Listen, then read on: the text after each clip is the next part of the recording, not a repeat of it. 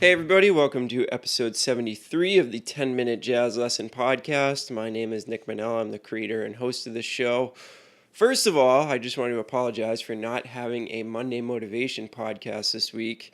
Everybody in my area is getting sick this week, and I wasn't able to avoid it. So Monday rolled around, I had no voice and basically no desire to do anything but try to get to feel better. So I want to apologize for not putting that podcast out. It will definitely be back next week. Hopefully you can motivate yourself this week. And I'm just pretty lucky that I'm able to put out this podcast and that I'm actually feeling better. So let's jump into today's episode. Today we're going to talk about writing a contrafact. So if you've never heard of a contrafact before, basically what this is taking the chord changes to an existing tune and writing your own melody to it. And that melody is called a contrafact. So this is a fantastic thing to do for several reasons. The first one being, you know that if you choose a great tune, that the changes are going to be excellent. And it eliminates your need to write brand new chord changes. So like this week we're going to be taking a look at Ladybird, and the reason why we're going to be looking at Ladybird is because we've looked at it before, so it should be relatively familiar to you, considering we did an episode on it, I think maybe 10 or 20 episodes back. So go and try and find that. You can go on the website and just search for Ladybird, and it will pull up that episode where we talk about the turnaround at the end. So we know that the changes are going to be great. Therefore, we know we're starting with great bass material, and all we have to do is write a melody over it. Now, I say all we have to do is write a melody over it. It's still pretty tough to write a melody over it, right? But at least we're starting with something fantastic and working from there. Now, the second thing that I think writing contrafacts is really, really good for is writer's block. So let's say that you're sitting down, you're trying to write a tune, and you just can't come up with something. Now, it's very, very common. That happens to me all the time. I'll sit down to do a little bit of composition, and just nothing I'm trying is working. None of my ideas seem like they're worth anything. I'm just sitting there frustrated and stuck. So maybe what I'll do is I'll actually take out a tune that I really enjoy playing, and just to get my creative juices flowing, get my ears going, get my composition muscles flexing, I will write a contrafact to that tune. And that's what we're going to do today. So we're going to take Ladybird and I'm going to write a brand new melody over it. So this requires a little bit of different thinking. It's almost like coming up with a solo and actually writing it down. But the difference would be this: when you're writing a melody, you want it to be a little bit different than your typical improvisation would be, right? So your improvisation would be a little bit more stream of consciousness. Whatever happens, happens.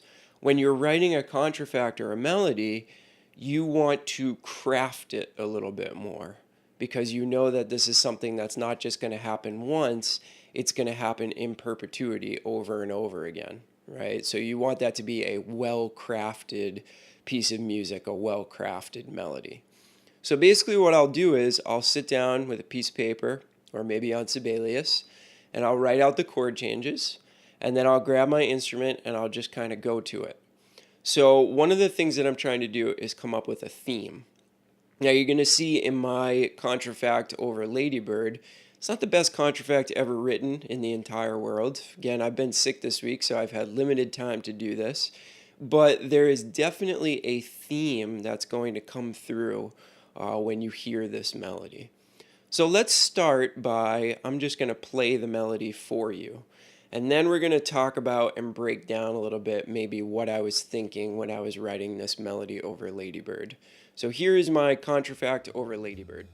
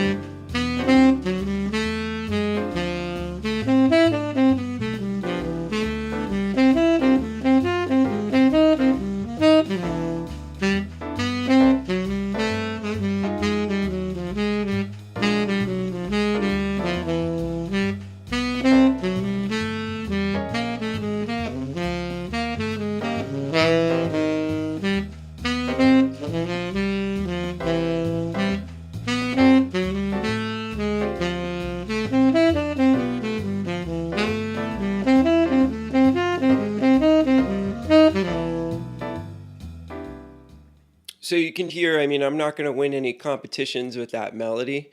It's not really anything that special, but it definitely made me think in a very different way while I was writing it, right? It made me think about the tune Ladybird and the chord changes to Ladybird in a different way. Now, I think one of the most important things is, did you hear the main theme of the song, right? I mean, it'd be pretty hard to miss. I repeated it a lot of different times. Do dot, ba do day dot. I mean, I played that a whole bunch of times in a bunch of different keys, in a bunch of different parts of the tune, and then I tried to connect that theme together with some other stuff. So I kind of copied from the actual melody of Ladybird, and in bars 3 and 4, and then again in bars 7 and 8, I tried to do some chromatic stuff, right? So I'm picking and plucking ideas from everywhere to make my own thing. So this definitely has, in those bars I was just talking about, it's reminiscent of Ladybird, but I've suddenly made it my own tune. So a couple of different things come from this. Fitting a theme into many different chord changes, into many different key centers, that's a great exercise to do. Not only for composition, but also just for improvising, right? Like we talk about motivic soloing a lot.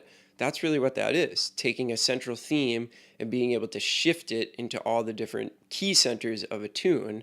That's a great thing to be able to do on the fly. So that's something you could practice by writing these contrafacts. Now let's look at the last two bars, because that was a part of the tune that I've done a previous episode on, with all those major chords and that kind of Coltrane-ish turnaround that Tad Dameron wrote at the end of the tune.